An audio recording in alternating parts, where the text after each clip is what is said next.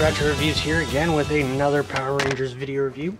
This time I am doing the Deluxe Ninjor figure from the Season 3 of Mighty Morphin Power Rangers. Now as you can see here we have Ninjor in his ninja mode. Very big, blocky figure. Doesn't really do much.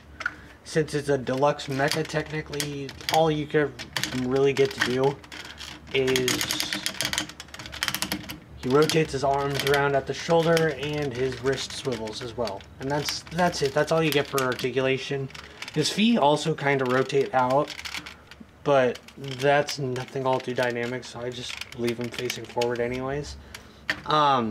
He does have a sword that would plug into his back with the sheath, and he would be able to hold it, but I do not have it. I cannot find it anywhere on eBay for a cheap enough price for me to want to get, so I'm putting off until I find one good enough for me.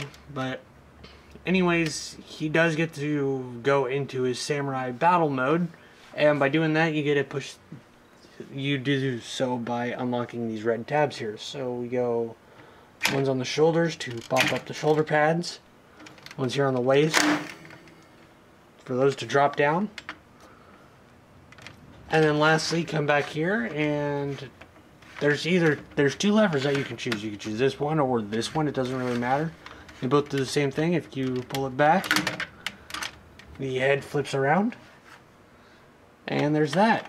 Now again, all it really does is just flip some pieces out and show some new details. It's really, it doesn't unlock any new features. It doesn't do anything else. He still has the same articulation with the rotating shoulders and swiveling wrists. So that's it. That's all you're gonna get out of him. Now, the Japanese release, I've noticed the springing head part is not Ninjaman's head going to the samurai mode head. It's the other way around. So instead of it going like that, it goes like this.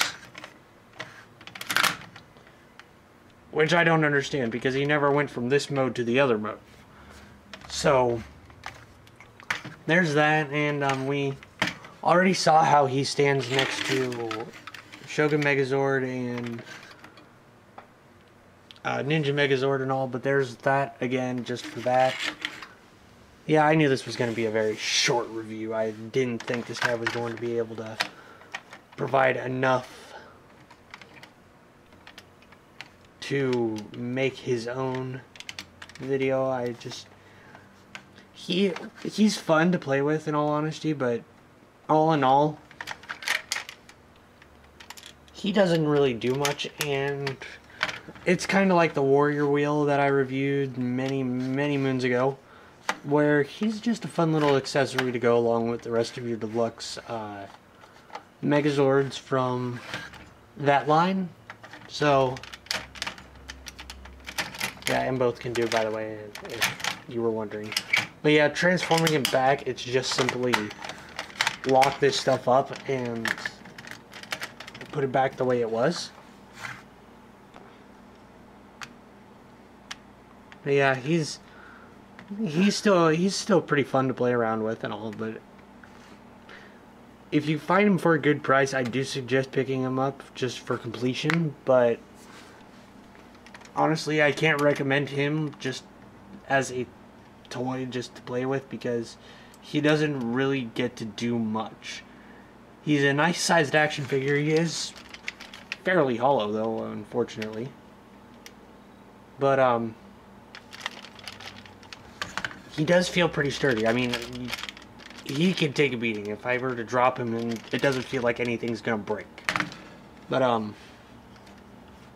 just gonna go ahead and do this real quick, see if I can just play around and try to get all 5 of them to go off at once. Nope. Pants back on. But yet there's Ninjor. Very, like, I guess the biggest fun factor for him is how everything springs into action, so you don't have to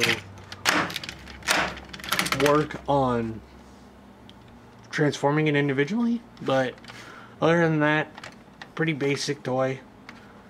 And again, if you can find them for cheap, I do recommend picking them up. I don't recommend picking them up for like too expensive. Like, I've seen ones where he's going for 40 bucks, and I'm just like, that's a bit much for what he does. So anyways, this is Ratchet Reviews. I hope you guys liked this video review, and I will see you again next time.